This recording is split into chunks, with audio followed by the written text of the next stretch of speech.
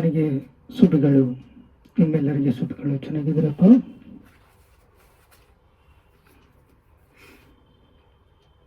ದಾನಿಯೇಲ ಗ್ರಂಥ 4ನೇ ಅಧ್ಯಾಯ 24ನೇ ವಚನದಲ್ಲಿ, ನೀನು ಮನುಷ್ಯರೊಳಗಿಂದ ತಳ್ಳಲ್ಪಟ್ಟು ಕಾಡು ಮೃಗಗಳೊಂದಿಗೆ ವಾಸಿಸುವೆ, ದನಗಳಂತೆ ಹುಲ್ಲನ್ನು ಮೇಯುವೆ, ನಿನಗೆ ಗತಿಯಾಗುವುದು.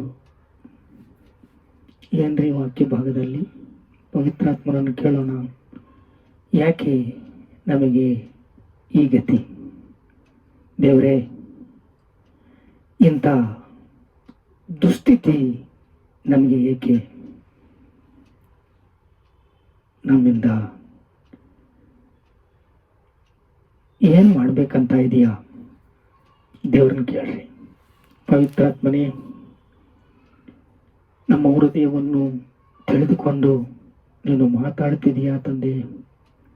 ನಮ್ಮನ್ನು ಕ್ಷಮಿಸು, ಕರುಣಿಸು, ಕೃಪಾ ಕೊಡು, ನಮ್ಮನ್ನು ಬಲಗೊಳಿಸು.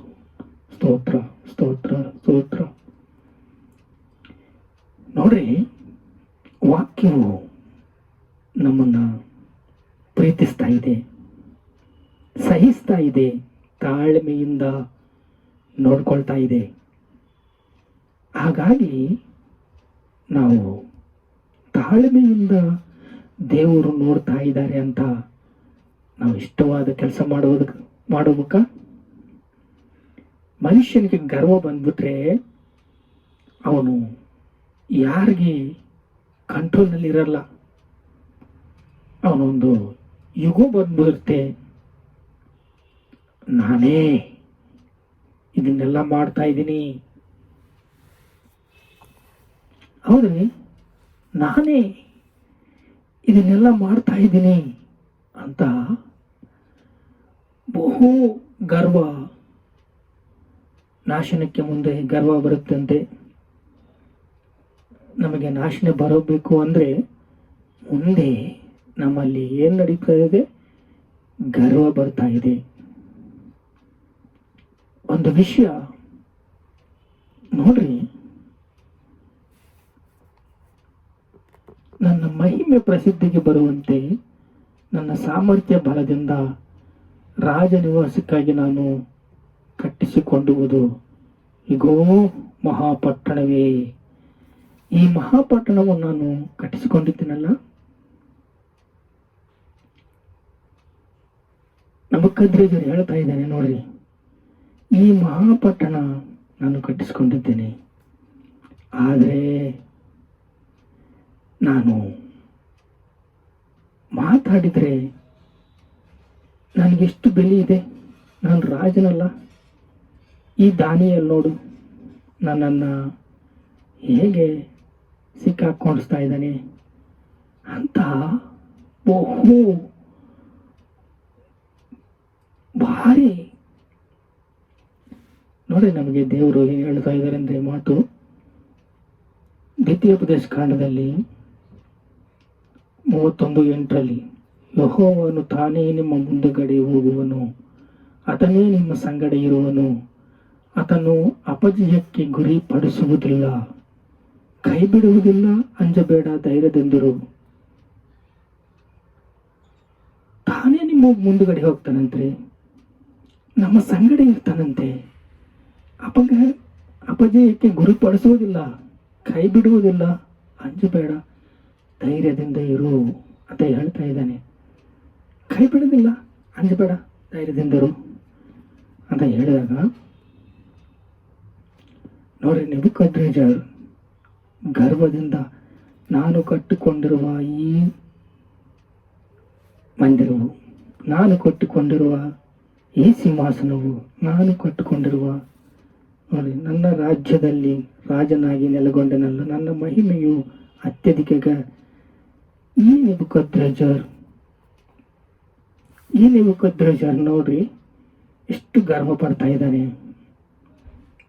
ದೇವರು ಮುಂದೆ ತಿಳಿಸಿದ್ದಾರೆ ಯಾರು ಸಲುವಾಗಿ? ದಾನಿಯೇಲು ನಂತ. ಈಗ ನಮ್ಮ ವಿಷಯದಲ್ಲಿ ಗರ್ವವಿದೆನಾ? ಗರ್ವವನ್ನು ಬೇರಿನಿಂದ ಕಿತ್ತು ಹಾಕಿ ಸಮುದ್ರದಲ್ಲಿ ತೆಗೆದುಕೊಂಡು ಹಾಕ್ರಿ. ಇಲ್ಲಾಂದರೆ ನಮಗೆ ಇಷ್ಟ ಬರುತ್ತೆ. ನೀನು ಮನುಷ್ಯರೊಳಗಿಂದ ತಳ್ಳಲ್ಪಡ್ತೀಯ, ದನಗಳಂತೆ ಹುಲ್ಲು ಮೇಯ್ತೀಯ, ನಿನಗೆ ಗತಿಯಾಗುವುದು ಆಕಾಶದ ಇಬ್ಬನಿ ನಿನ್ನನ್ನು ತೊಯಿಸುವುದು. ಆಕಾಶದ ಇಬ್ಬನಿ ನಿನಗೆ ತೊಯಿಸ್ತೆ. ನೀನು ತಲೆಯಲ್ಲಿರುವ ಕೂದಲುಗಳು ಕಿಚ್ಕೊಂತೀಯ. ನಿನಗೆ 7 ವರ್ಷ ನಿನಗೆ ಈ ಗತಿ ಹಿಡಿಯುತ್ತೆ ಅಂತ ಹೇಳಿದನ್ರಿ. ಆದರೆ ನೋಡ್ರಿ 30ರಲ್ಲಿ ದಾನಿಯೇಲ್ ಗ್ರಂಥ 4ನೇ ಅಧ್ಯಾಯ 30ನೇ ವಚನದಲ್ಲಿ ಏನು ಹೇಳ್ತಾ ಇದ್ದ ನೋಡ್ರಿ. ನನ್ನಲ್ಲಿ ಮಹಿಮೆ ಪ್ರಸಿದ್ಧಿ ಬರುವಂತೆ ನನ್ನ ಸಾಮರ್ಥ್ಯ ಬಲದಿಂದ ರಾಜ ನಿವಾಸನಾಗಿ ಕಟ್ಟಿಸಿಕೊಂಡಿರುವ ಈಗೋ ಮಹಾಪಟ್ಟಣವಾದ ಬಾಬೇಲು ಎಂದು ಕಚ್ಚಿಕೊಂಡನು. ಈ ಮಾತು ರಾಜನ ಬಾಯಿಂದ ಬರುತ್ತಿರುವಾಗ ಅರಸನಾದ ನೆಬೂಕದ್ನೆಚ್ಚರ್, ನಿನಗಾದ ದೈವೋಕ್ತಿಯನ್ನು ಕೇಳು. ರಾಜ್ಯವು ನಿನ್ನಿಂದ ತೊಲಗಿದೆ. ನೀನು ಮನುಷ್ಯರೊಳಗಿಂದ ತಳ್ಳಲ್ಪಟ್ಟು ಕಾಡು ಮೃಗಗಳಿಗೆ ವಾಸಿಸುವೆ, ದನಗಳಂತೆ ಹುಲ್ಲನ್ನು ಮೇಯುವೆ.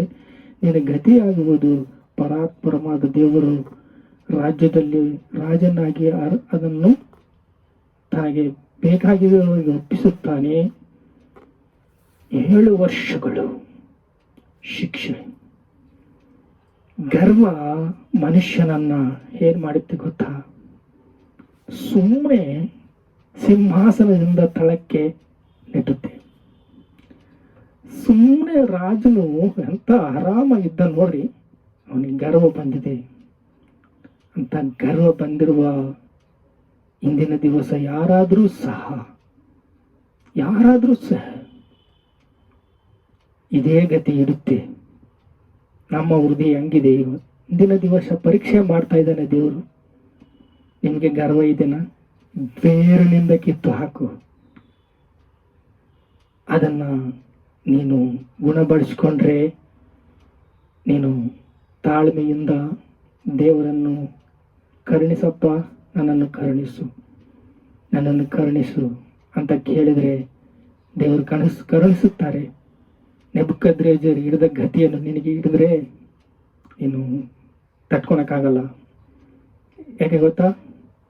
ಅಷ್ಟು ರಾಜನು ಅಷ್ಟು ವರ್ಷಗಳು ವೇಟ್ ಮಾಡಿದ್ದಾನೆ, ಸಹಿಸಿದ್ದಾನೆ. ಅಂತ ಕಷ್ಟ ನಮಗೆ ಬೇಡ.